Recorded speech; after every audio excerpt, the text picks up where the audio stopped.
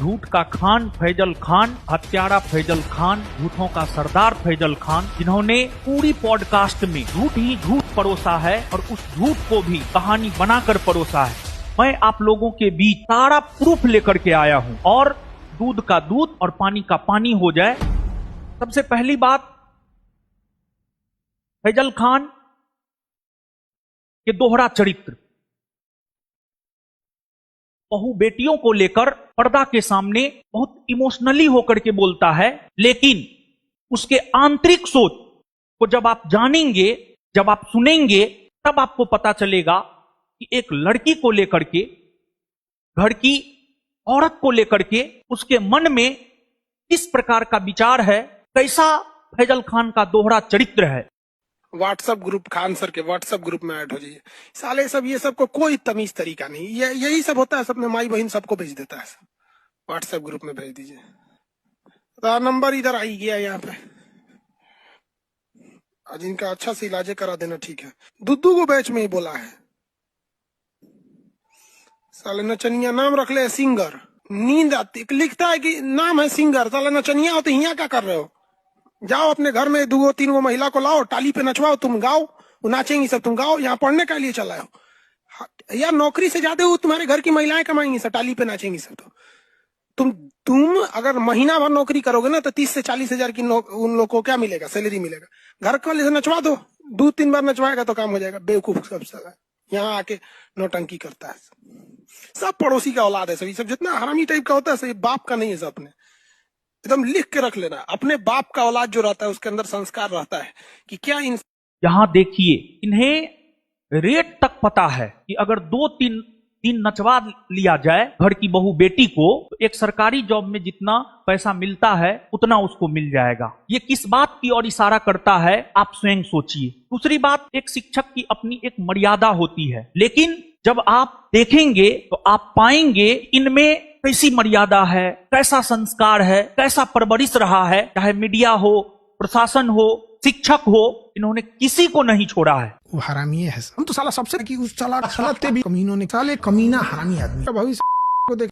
हमने तो इतिहास में स्वामी विवेकानंद को पढ़ा है। स्वामी विवेकानंद ने कहा है, हम जो भी हैं, जहां के भी रहने वाले हैं, जिस भी धर्म के हैं, हमें उस पर प्राउड फील होना चाहिए, हमें उस पर गर्व होना चाहिए। लेकिन लगता है फैजल खान इस पूरे संसार का एकमात्र ऐसा व्यक्ति है जिसको अपने नाम से नफरत है, जिसको अपने धर्म से नफरत है, जिसको अपने राज्य से नफरत है। आज जिस व्यक्ति को अपने राज्य से नफरत है, कल उस व्यक्ति को अपने देश से भी नफरत हो सकता है। स्वामी विवेकानंद का अमेरिका के शिकागो का भाषण बहुत लोकप्रिय हुआ। तो क्या स्वामी विवेकानंद अपने आप को कहने लगेंगे कि हम अमेरिकन हैं? स्वामी विवेकानंद ने अपने उसी भाषण में इस बात का जिक्र किया था, मैं भारत का नागरिक हूं और भारत एक गुलाम देश है, लेकिन उस गुलाम देश के नागरिक होने पर भी हमें गर्व है कि उस भारत देश ने विश्व के सभी सताए गए लोगों को शरण दिया है। ये आपको तकलीफ दिया कि खान सर मुसलमान बन गए एक घटना में? यही चीजें बहुत तकलीफ दिया। देखिए, इन्होंने अपने पॉडकास्ट में केस का सारा फाइल लेकर के आया, लेकिन इन्होंने जो फर्जी रेवेन्यू ऑफिसर बनाया, इनकम टैक्स ऑफिसर बनाया, इन्होंने दावा किया है कि हमने उस पर केस किया है। आपको फाइल लेकर के आना चाहिए था, केस का फाइल लेकर के आना चाहिए था। और ये जो रेवेन्यू ऑफिसर था, इनकम टैक्स ऑफिसर था, इस पे हमने केस किया है। ये 1 नंबर का धूर्त और कमीना हरामी आदमी है ये।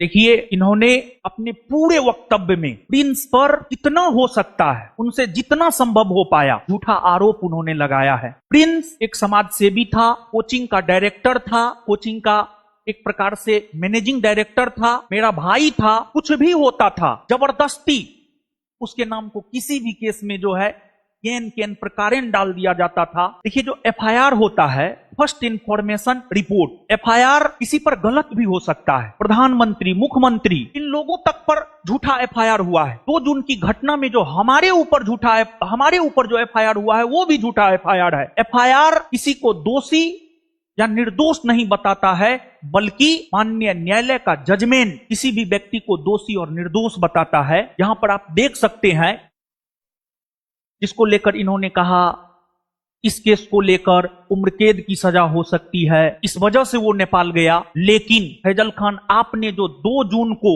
मीडिया में जो गलत बयानबाजी किया और उस गलत बयानबाजी के वजह से हमारी गिरफ्तारी हुई, यही उनके नेपाल जाने का कारण बना। और अगर फैजल खान 2 जून को मीडिया में गलत बयानबाजी नहीं करता तो आज हमारा भाई जिंदा रहता। आप यहां पर देख सकते हैं, ये जजमेंट 25 फरवरी 2026 का है। प्रिंस कुमार, इससे ऊपर ऑर्डर है, prosecution fail to prove the charges. Prince Kumar hereby acquitted from the charges of section 364A upon 34, 365 upon 34 and 120B of Indian penal code 1860 in the scarcity of appropriate evidence against the accused person। तो अब आपको decide करना है कि कौन सही है, कौन गलत है।